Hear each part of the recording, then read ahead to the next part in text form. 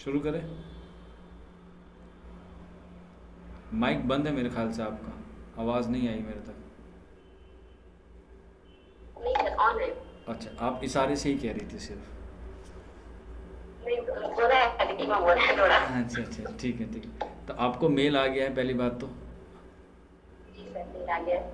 Mail आ गया तो कैसा लगा आपको, मेल आया है एकदम? पहले तो अच्छा लगा, फिर उसके बाद टेंशन हो जाती है कि अब आगे क्या होगा, क्या क्या अब डॉक्यूमेंट्स अब आगे क्या रखेंगे। होगा, बिल्कुल अब जी आगे सर। क्या होगा। क्योंकि एग्ज़ाम क्लियर करना कोई बड़ी बात नहीं है, एग्ज़ाम के बाद का जो प्रोसेस है उस पे काम करना ज़्यादा है। क्योंकि एक छोटी सी भी गलती जो है वो आपको वापस जीरो के नीचे ले आती है। वो आप देखते हैं ना, सांप सीढ़ी वाला खेल होता है, 99 तक जी पहुंच सर। जाते हैं और एक गलती का तो वो सीधा नीचे वाले पे ले आता है। ठीक जी है, जी। चलिए। तो रेशमा, सबसे पहले आप मुझे ये बताइए कि आप अपना थोड़ा सा तारुफ बता दें।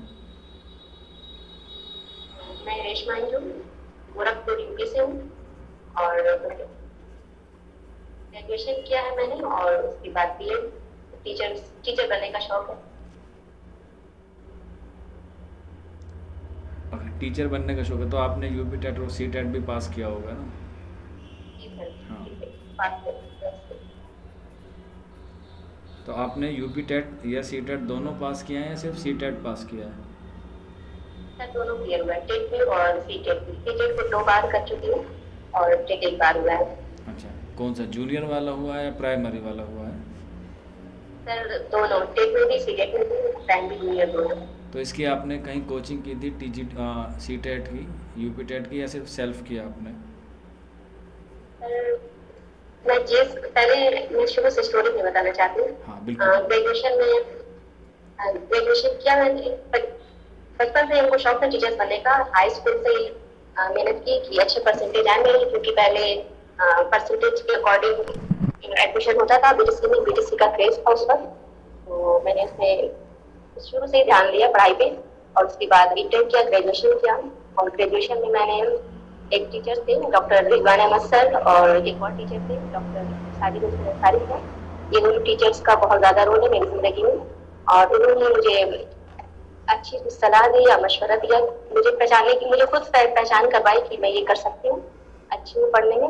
और तो रिजवान सर हैं थे, उन्होंने एक बैच ज्वाइन किया, बैच बनाया जीएस का, कि अच्छे बच्चे दिख रहे हैं वो कंपटीशन की फील्ड में जा सकते हैं। तो उन्होंने मुझे चुना, और जीएस की बेसिक की जैसे तैयारी होती है उसको उन्होंने तैयारी करवाई। हिस्ट्री, ज्योग्राफी, पॉलिटिकल साइंस, वो खुद एडवोकेट है, तो उन्होंने, और उन्होंने यूपीएससी की भी तैयारी की थी सर ने, तो उसी हिसाब से वो हम लोगों को पढ़ाते थे। और बेसिक बहुत अच्छे से उन्होंने मजबूत कराया हम लोगों का। और उन्हीं के मशवरे से मैंने बीएड भी किया। और उसके बाद बीएड के दौरान ही मैंने टेट सीटेट की तैयारी की। और एक प्राइमरी के लिए टेट की तैयारी की, टेट में प्राइमरी के लिए मैंने एक पास में कोचिंग भी ज्वाइन की। और वहाँ भी अच्छे से पढ़ाया गया, और मेरा टेट सीटेट भी दोनों क्लियर हो गया। तो उसके बाद सुपर टेट की तैयारी कर रही थी।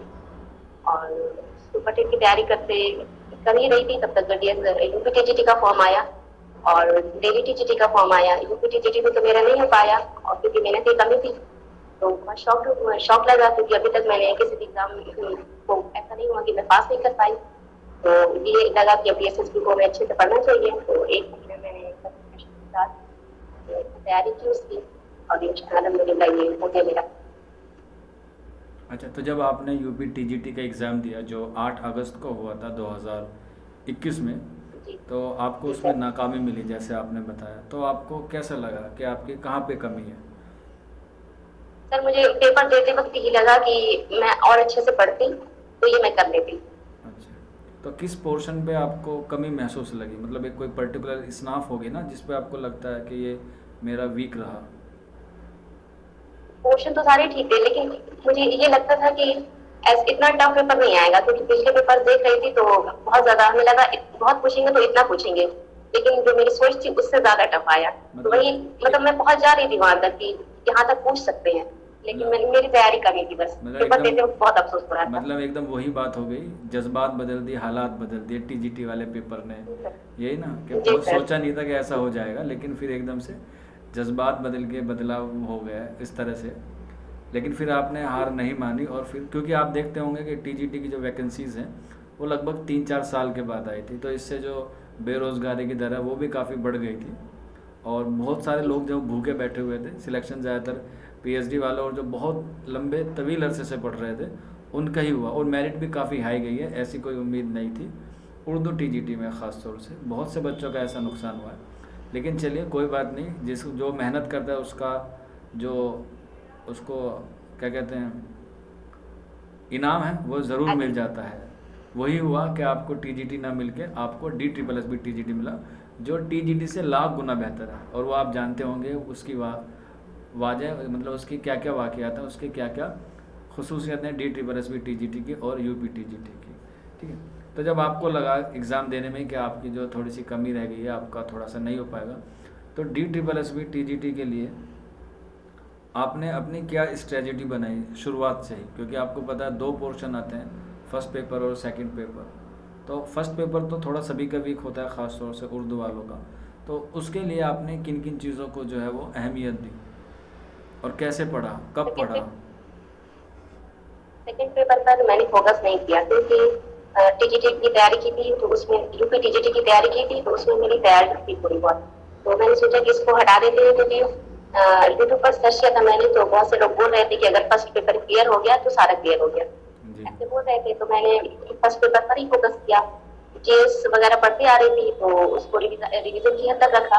रीजनिंग पे ज्यादा फोकस किया क्योंकि मैंने पहले रीजनिंग पर नहीं पढ़ा था। रीजनिंग को ध्यान में रखा, और हिंदी यूपीटेट की तैयारी के दौरान मेरी तैयारी हुई थी, हिंदी यूपीटेट हिंदी सब्जेक्ट की, तो उसको भी रिवाइज किया। और इंग्लिश में भी थोड़ा ध्यान दिया, और लेकिन मैथ में बिल्कुल ध्यान नहीं दिया क्योंकि मेरा मैथ बहुत वीक है। तो मैंने सोचा कि उसको मैं नहीं कर पाऊंगी, तो इसको छोड़ दिया। अच्छा, तो आपका फर्स्ट पेपर में क्या स्कोर रहा था DSSB में? Total 44 marks. 44। तो आपने एक्यूरेसी का ख्याल रखा था या नहीं रखा था, या सिर्फ आपने जो सही लगे उन्हीं को अटेम्प्ट किया, या कह सकते हैं कि कुछ क्वेश्चन पे आपने तुक्के भी मारे? मतलब कुल मिला के आपने फर्स्ट पेपर में कितने क्वेश्चन को अटेम्प्ट किया? सर अटेम्प्ट मैंने 53 क्वेश्चन किया था। ओके, 53 और सही 44 हुए। सही 44 हुए, एक्सीलेंट। और आपका टोटल ओवरऑल जो स्कोर है वो कितना रहा दोनों पेपर को मिला के? सर बहुत ज़्यादा नहीं, 97 पॉइंट कुछ है। कोई बात नहीं, 97 बहुत होता है। जिनका सिलेक्शन नहीं हुआ उनसे पूछिए कि 97 कितने कम होते हैं या कितने ज़्यादा होते हैं। 50% नहीं है, तो इसी वजह से थोड़ा और लग रहा है। अच्छा, 50% नहीं है, कोई बात नहीं, सिलेक्शन होना मायने रखता है, क्योंकि उनकी जो क्राइटेरिया है जिनको उनका चाहिए था वो आपने उसको पूरा मुकम्मल कर लिया। ठीक, तो आपने जो फर्स्ट पेपर है उसमें 5 सब्जेक्ट होते हैं, मैथ आपको आता नहीं, इंग्लिश आपने कम देखा, जीएस आपका शुरू से ही अच्छा है, जैसा आपने बताया आपके सर जो हैं वो पढ़ाते थे। तो आपका जो फैमिली बैकग्राउंड है, क्या आपको कभी इस तरह की सामना देखने को मिला कि भाई एक लड़की को जो है वो इस तरह की जॉब या इस तरह की आला तालीम हासिल नहीं करनी चाहिए, या आपके घर वालों ने आपको कभी सपोर्ट नहीं किया, या किन लोगों ने सपोर्ट किया जो आप यहाँ तक पहुँचे हैं? क्योंकि बहुत से बच्चे जो हैं वो ख़ास तौर से मुस्लिम बच्चे जो होते हैं वो 12वीं के बाद या ग्रेजुएशन के बाद या तो बिहा दी जाती हैं या उनकी पढ़ाई किसी वजह से जो है वो रोक दी जाती है। क्या आपके यहाँ पे भी कुछ इसी तरह का माहौल था या ऐसा कोई वाक़या कभी गुजरा हो? सर मेरे यहाँ तो अच्छा माहौल था लड़कियों की तालीम को लेकर, क्योंकि मेरे दादा रेलवे में थे, तो वो पढ़ाई को अच्छा मानते थे। तालीम का शौक उनको भी था, वो चाहते थे कि उन्होंने अपने बच्चों को भी पढ़ाया। हालांकि उनके बेटों ने तो नहीं पढ़ा, लेकिन उनकी बेटी ने पढ़ा, बेटों ने नहीं पढ़ा। तो वही सोचते थे मेरे बेटों ने नहीं पढ़ा तो पोते पोते मेरे पढ़े हैं, तो वो उन्होंने सपोर्ट किया। ओके, आप इमोशनल हो रही हैं आई थिंक, जैसे मुझे लग रहा है। No sir, no. अच्छा ठीक है, मुझे ऐसा लगा कि जैसे आप इमोशनल हो गई। ठीक है, तो मतलब आपके सर घर वॉइस में, जबरदस्त। अच्छा, तो इसका मतलब ये है कि आपके घर में जो है पढ़ाई का निज़ाम जो है वो बेहतर है। तो अब जैसे आप यूपी के गोरखपुर से रहने वाले हैं, तो अब आपको ज्वाइनिंग जो है वो DSSB के लिए दिल्ली मिलेगी। तो आपको नहीं लगता कि एक लड़की होने की वजह से आपको सुरक्षा, सिक्योरिटी और प्राइवेसी में घर वाले इससे थोड़े से डरे हुए होंगे? जी सर, डरे तो हैं थोड़े, क्योंकि मैं पहले ही रहूंगी, बाद में जाऊंगी। अच्छा, तो आपने कुछ इसका इंतज़ाम किया कि आप दिल्ली जाके रहेंगी तो कहाँ रहेंगी, कैसे रहेंगी, या कोई रिलेटिव्स वगैरह हैं? क्योंकि ये मैं जी आपसे सर, कुछ इसलिए वीडियो। पूछ क्योंकि मैं ये बात आपसे इसलिए पूछ रहा हूँ क्योंकि बहुत सारे बच्चे आपसे इंस्पायर होंगे इस वीडियो को देखने के बाद, तो उनके मन में भी ये सवाल आएंगे, वो अपने गार्जियंस को ये सारी बातें बताएंगे, तो वो उससे इबरत हासिल करके या उससे कुछ बेनिफिशियल चीज़ों को वो आगे उन्हें बता सकते हैं। क्योंकि बहुत सारे बच्चों को इस तरह का प्लेटफॉर्म या इस तरह की जो बातें हैं वो नहीं पता होती है, वो ढूंढते हैं, उनको नहीं मिल पाती हैं, और ख़ास तौर से उर्दू वाले बच्चे जो होते हैं। तो इसलिए ये सवाल मैं आपसे पूछ रहा हूँ। सर मेरे कुछ रिलेटिव हैं दिल्ली में, ओके। तो हम से बात की है, अब कैसे क्या सिस्टम है, तो उन्होंने बताया कि गर्ल्स के लिए बेहतर है हॉस्टल, वही जाने का इरादा है। अच्छा, हॉस्टल है तो आपने कोई सर्च वगैरह किया, या अभी पहले अभी ज्वाइनिंग तो का नहीं, वेट कर रहे हैं कि कहाँ ज्वाइनिंग अभी होगी? पहले। अच्छा, ज्वाइनिंग का वेट कर रहे हैं कि ज्वाइनिंग होगी तब उसके बाद मैं जो है वो आगे के काम पे करूँगी। ठीक है। जी सर। तो आपका जो ज्वाइनिंग होगा वो DSSB में, TGT में होगा, कोई से भी स्कूल में होगा, तो क्या ये आप मान सकते हैं कि ये आपका आखिरी पड़ाव है? इसके बाद आप ज़िंदगी में और कुछ नहीं करना चाहती, या कुछ और आपका अलग पैशन है? सर मेरा अलग पैशन है, ये मेरी मंजिल नहीं है।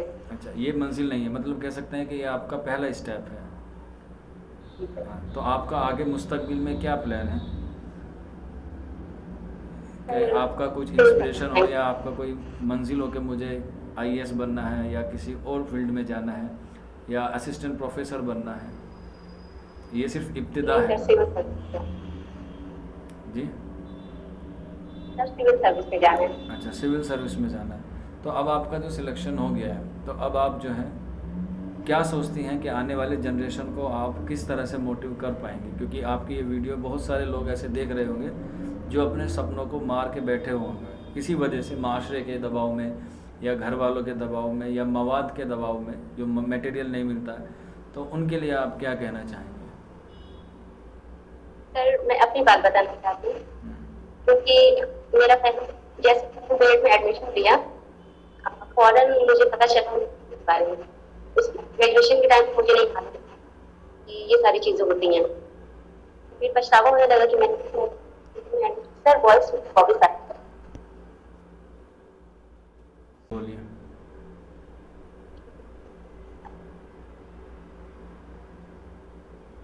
सर मैं यूपीएससी करना चाहती हूँ, लेकिन घर वाले जैसे सोचते हैं, घर वाले कि कितना टाइम लगेगा, इसमें अच्छा खासा वक्त चाहिए, 2 साल का वक्त कम से कम चाहिए। तो इसीलिए मैंने बीएसएससी का फॉर्म फिल किया ताकि मैं कहीं एक तरफ हो जाऊं। अब घर वालों को लगेगा कि हाँ मैं कुछ कर सकती हूँ। तो अब सब लोग तैयार भी लगता है, और ये भी माइंड में है कि अब जाना वहाँ वहाँ तैयारी भी करना साथ में, और ये बीच में कुकिंग भी करना, तो ये अच्छा लग रहा है हमें। ओके। तो आप ये बताइए कि जो आपको जैसे अभी पता होगा कि DSSB में इतनी सारी वैकेंसीज आई और उसमें खाली रह गई, तो जो आने वाले बच्चे हैं उनको आप जो है वो क्या एडवाइस देना चाहती हैं कि उनका भी सिलेक्शन आपकी तरह हो? सर उनको चाहिए कि मेहनत करें। सबसे पहले वो अपना वीक पॉइंट और स्ट्रॉन्ग पॉइंट देखें, स्ट्रॉन्ग पॉइंट पर फोकस करें, वीक पॉइंट पर वर्क करें, और अच्छे से तैयारी करें। मैं अपनी बात करता हूँ तो मैं किसी खास बुक से नहीं पढ़ी, टीचर्स के नोट्स को ही पढ़ी, नोट्स को पढ़ा, और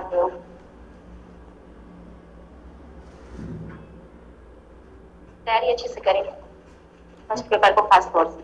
तो फर्स्ट पेपर के लिए आपने कोई कोचिंग वगैरह लिया था या नहीं लिया था? नहीं सर, कोई कोचिंग नहीं ली। दोनों पेपर के लिए? नहीं, ओके। क्योंकि इसकी तैयारी मैं करती आ रही हूँ। ये जीके, हिंदी के टेट हुआ और सारी चीज, कोचिंग की जरूरत नहीं पड़ी। ओके, यानी कि आप लगातार उर्दू जो है वो अच्छा तीन से चार सब्जेक्ट को जो है वो अच्छे से कमांड करती रही, सब पे कमांड करने की जी ज़रूरत आपको नहीं पड़ी। जी। ओके।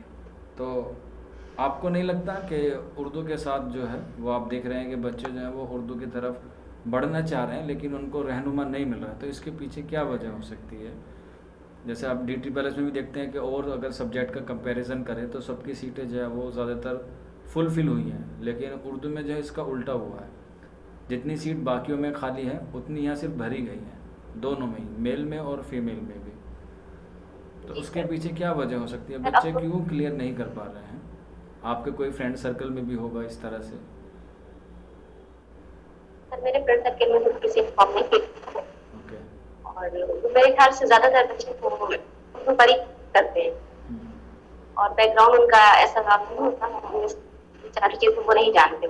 ओके।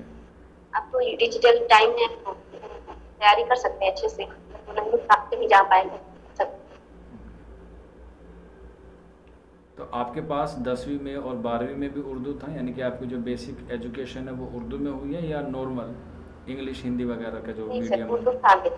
अच्छा, उर्दू था उर्दू आपके भी था पास, मेरा। इब्तिदा में आपके पास उर्दू भी था। अच्छा ठीक है।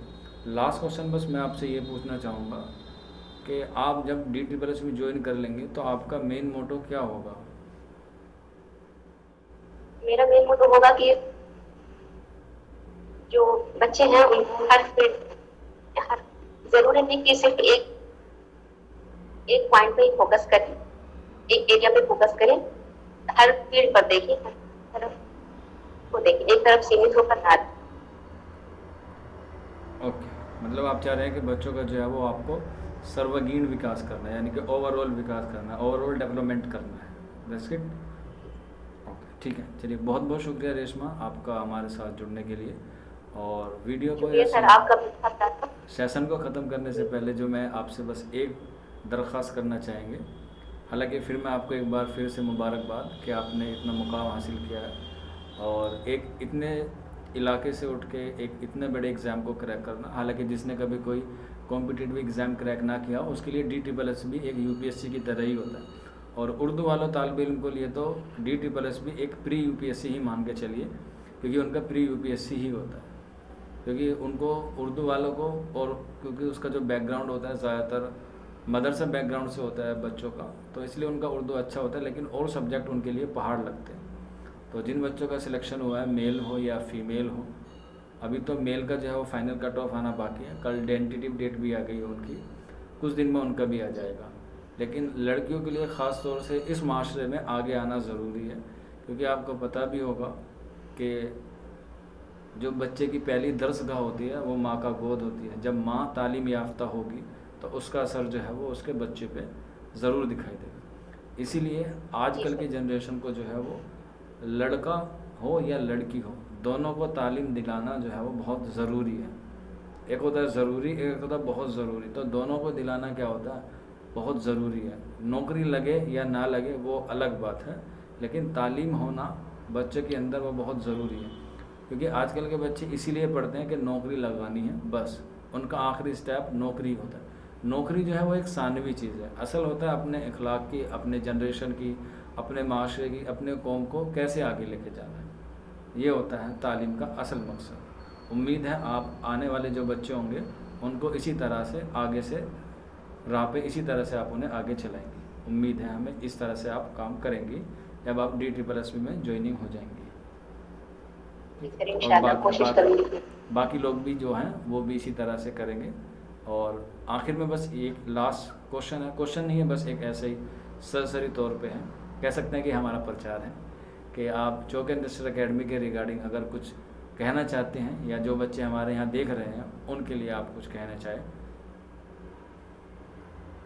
मैं ये कहना चाहूंगी कि चौक इंडस्ट्रियल एकेडमी चैनल मुझे एग्जाम देने के बाद मिला, क्योंकि पेपर देने के बाद मैं पर आई सर्च की कि ऐसा कोई चैनल है जहाँ से पता लगे कि बच्चों का क्या रिस्पॉन्स कैसा था, कितनी कट ऑफ जाएगी, यूनिवर्सिटी थी ये सारी। तो सर्च करते वक्त मिला चौक इंडस्ट्रियल एकेडमी।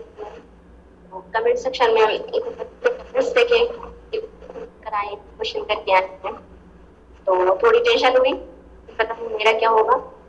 खैर रिजल्ट तो आ गया, लेकिन अच्छी बात ये है अकेडमी चैनल की कि हम लोगों का एक ग्रुप बना दिया है। कोई भी परेशानी होती है इकोलॉजी से रिलेटेड या डॉक्यूमेंट्स से रिलेटेड, और रिकॉर्ड में भी कुछ बच्चों को प्रॉब्लम आई सर्टिफिकेट को लेकर, उसमें आपके जरिए सॉल्व किया गया। कुछ भी दिक्कत आती है हम लोग मीटिंग करते हैं, रिजल्ट उसका चलता है, क्या करना है क्या नहीं करना है, ये सारी चीजें हमें बहुत ज्यादा बताती हैं। आप फौरन हर चीज का रिस्पॉन्स, ये सारी चीजें कोशिश किया हैं। अल्लाह आपको उसका बेहतर अजर अता करे, क्योंकि आप बहुत मेहनत कर रहे हैं, जी अपने बिजी स्केड्यूल से अपना वक्त निकालते हैं। ओके जज़ाकल्लाहु खैरन।